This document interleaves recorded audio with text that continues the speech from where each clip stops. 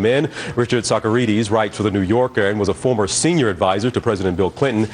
Rebecca Sinferbrand is the deputy White House editor for Politico, and Peter Suderman is the senior editor at Reason magazine. Rebecca, let me start with you, and I kind of want to put up some of these pictures. I think we still have them. The governor was out last night. He was doing some Instagramming. What is this we have here? Joan Rivers tweeted out a picture of the two of them together. Is it pretty difficult for him to do business as usual right now? We got reports from some of our producers who were at the event a little while ago. There was 50-50 in the crowd of cheers versus boos. What do you make of where we are now? Oh, absolutely. And you know, there's a number of different questions. Of course, you have one camp that's very much focused on the legal questions involved here and whether, as Ari Fleischer tweeted, this evidence exists and whether we're going to see it and when we're going to see it. But of course, the other side of the equation here is the political equation. How this plays with Republicans, and specifically how this is playing with Republican donors. How this is playing, you know, the question with Christie has always been, he's the front runner at this moment, or one of the front runners, no doubt. But the question has always been, can he hold on to the, you know, in the face of certain opposition in the primary season, can he hold on to these donors as the steady drip, drip, drip of allegations continues? And so that's the question we have moving forward, and this certainly doesn't help. Hey, Richard, let me bring you in. We're hearing a lot from, we've had them here on set, a lot of local politicians or state officials from New Jersey. On the national level, what are we seeing right now from Democrats and Republicans, maybe the ones in Washington, D.C. right now? What are we seeing and hearing from them? Are they sitting back, see how this thing plays out before they pounce and get involved? Well, I think it's very much wait and see, right? Yeah. And I think that people, you know, Chris Christie's initial explanation of this, I think, given who he is and what we know about him and how that he's a micromanager, was not really credible. So I think that, you know, from a crisis management standpoint, that he's running out of time. He's got to come forward and tell now the real story. He's got to come clean and say what he knew and when he knew it. And these explanations in which he tries to thread the needle and say, well, maybe I didn't know when it started, but maybe I knew when it was going on. I mean, the people are not going to stand for this. Time for Chris Christie is running out if he wants to save himself and maybe even his governorship. Peter, what do you see right now? Do you see a lack? I think we all see a lack of evidence, but does this letter, is there anything explosive necessarily in this letter that you're seeing and reading? It may be some more questions, but is it necessarily, certainly not smoking gun material, but is it explosive to you? This is a potential bombshell, but it's a bombshell that hasn't exploded yet. And like we've said here, we're all in wait-and-see mode. Camp Christie is in wait-and-see mode. All of the Republicans who are potential supporters here, who are potential allies of Christie, are all in wait-and-see mode. And a big part of this is going to be seeing these documents that start coming out tomorrow and seeing, you know, what kind of actual evidence there is. The letter that was released yesterday says that evidence exists. Doesn't say what evidence. Doesn't even say who has it. So we're just waiting to see if there's anything that will explode. All right. You all stand by. Brain Trust coming right back. We're going to turn to President Bill Clinton next week. He's going to help Senate Democrats defend the 21 seats up for re-election. Can the party keep control of the Senate? And is it all up to that guy? That's next. Stay with us. Let's get back to our Brain Trust now. Former President Clinton advisor Richard Socarides, Rebecca Sinferbrand from Politico, and Peter Suderman from Reason. Rebecca, let me bring you back here because former President Clinton is going to be out and about on center stage. He's going to be out there talking and trying to help a lot of Senate Democrats. Does he still have it? Can you still get that Clinton bump? Well, it was interesting to see exactly how much a part of the conversation President Clinton has been. I mean, and particularly this past week, you saw him yet again, Senator Rand Paul, again, raising President Clinton. It was, you know, all of a sudden headlines from 1998. We're not talking enough about impeachment. We're not talking enough about Monica Lewinsky. But it's interesting. He absolutely is someone who energizes Democrats. He energizes the base. And, you know, looking ahead, as everyone is, to later this year, the decision from his wife, Hillary Clinton, whether or not she's going to run for president. One kind of interesting note is, you know, you saw Laura Bush this week was asked if she had any advice for a future first husband, and her advice was to stand back and be quiet. Good luck. Probably tough to see Bill Clinton following that advice. You mentioned it, Rand Paul, and let's go ahead and put this up now and let people listen. Senator Rand Paul, he was on Meet the Press last Sunday, is what you're talking about. Kind of, some people were taken aback by this, but let's listen to what he had to say. I'm going to bring you guys in on the other side. One of the workplace laws and rules that I think are good is that bosses shouldn't prey on young interns in their office. And I think really the media seems to have given President Clinton a pass on this. He took advantage of a girl that was 20 years old and an intern in his office. There is no excuse for that. Richard, is this what maybe a lot of Republicans see as a good way to go after Hillary Clinton? I don't think anybody, even the Republican Party, sees it as a good way to go after President Clinton. I mean, I think you saw someone. No, I think it's a big mistake. I think, Rand Paul is running for president. He's testing out some themes. If this is going to be his theme, I'd say he'd last about 10 minutes in a presidential race. I mean, listen, he's testing out something. I mean, people know this is what happened with President Clinton. He made a mistake. He apologized for it. He paid a heavy reputational price. But the Republican, when we Democrats talk about the Republican war against women, we're talking about the Republican Party pursuing policies that are anti-women, anti-choice, anti-family, anti-minimum wage. If Rand Paul's biggest defense, if his only defense against those charges is that President Clinton, that his party tried to impeach him unsuccessful, I mean, that is ridiculous. I mean, bring it on.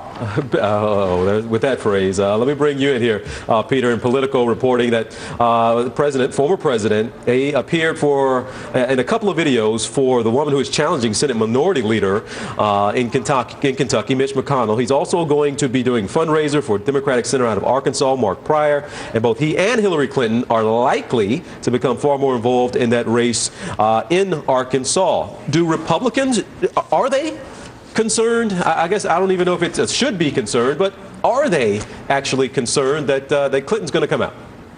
If they're not, they probably should be, given Clinton's popularity.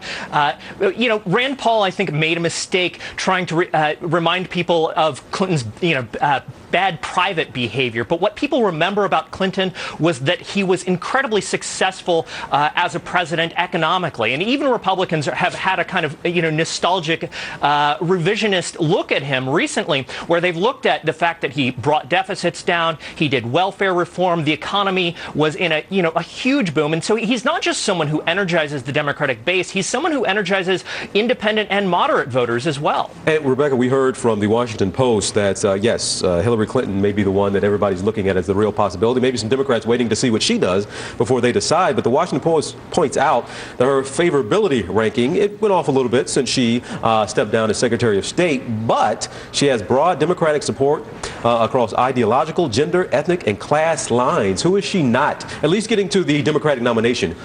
What's her problem group? Or is there any group on that Democratic side that would not be in favor of Hillary Clinton? Well, when we're seeing numbers this week that show at this moment Hillary Clinton has more support than every other major candidate running for the Democratic nomination combined, 3 times as much support, running well ahead of the pack. The only potential downside at this moment for her is kind of the memory of 2007. People kind of remembering where she was. This would be a lot further to fall. You're not seeing any kind of potential, challenger waiting the wings the way that Senator Barack Obama was at that point. The only risk for her is if the memories of that moment come back, and if there's, that becomes an underlying theme, whether people start to get a little tired of the front runner and start looking for someone else. Peter, let me bring you back in. Does the GOP have a candidate out there? A lot of people talking about Chris Christie having that appeal. He's having some issues right now, but that has broad appeal, broad cross-party support. Do they have that just yet? A lot of people thought it was Chris Christie. That's obviously changed in the last couple of weeks. People are really uncertain right now. The thing that the GOP has that the Democrats don't have is a very broad, a big bench. They have a lot of potential contenders, whereas Democrats really only have Hillary Clinton. There just aren't a lot of other obvious contenders on the Democratic side right now. And so that's going to be the GOP's advantage, is that they have an awful lot of people who could be the person who has broad appeal. You agree with that? On the Democratic side, the advantage and disadvantage is Hillary Clinton. What if she says, I'm not going to get in this race? Would you see Democrats then scrambling Where is our person now? Well, I think the only potential disadvantage that Hillary Clinton has is that she is this huge front runner, and people tend to go after front runners. So that is it's a huge advantage, but it's also a huge disadvantage.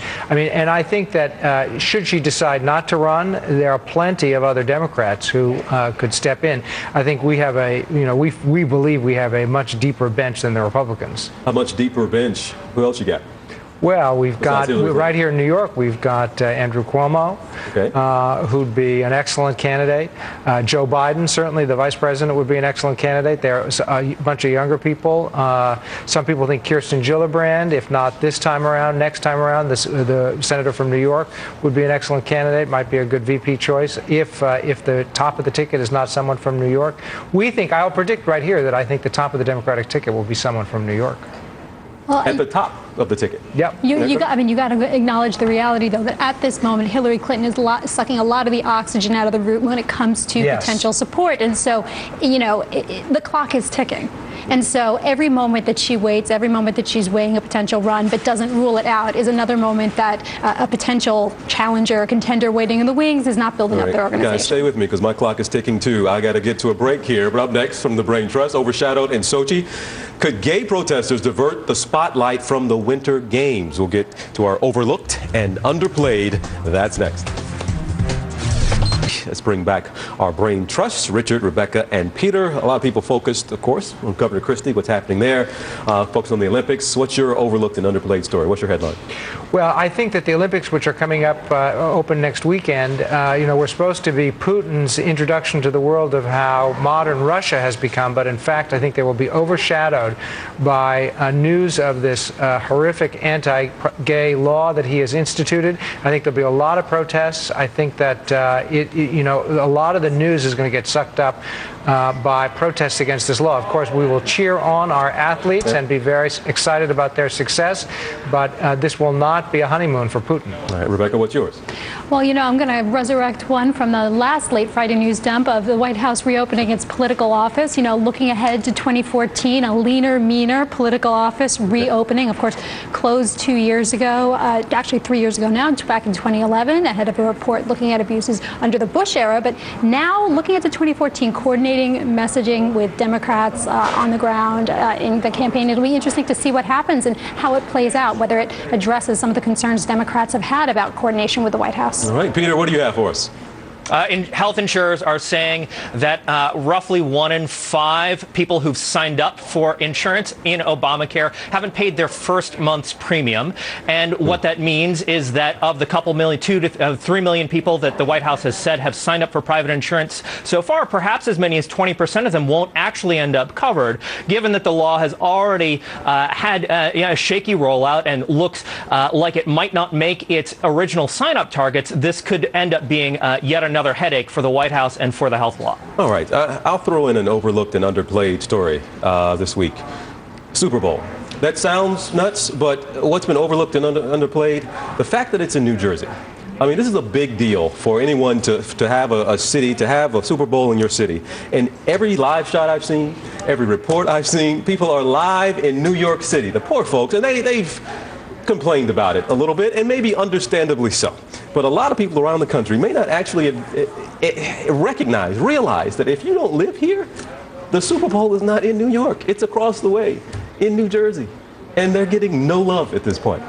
Are you from New Jersey? No, I'm from Arkansas, man. We don't ever we're always overlooked and underplayed in Arkansas. So Arkansas is a fantastic state. Of course it is. I could talk about that as my overlooked and underplayed every week. But remember, folks, give them some love over there in New Jersey. No, New York, the metro area, it's happening here. But yes, New Jersey getting some love. But I appreciate all of you all. Richard Socarides, Rebecca Cinderbrand, and Peter Suderman. We appreciate having you all this weekend. And enjoy your Super Bowl Sundays. Thank you. All right.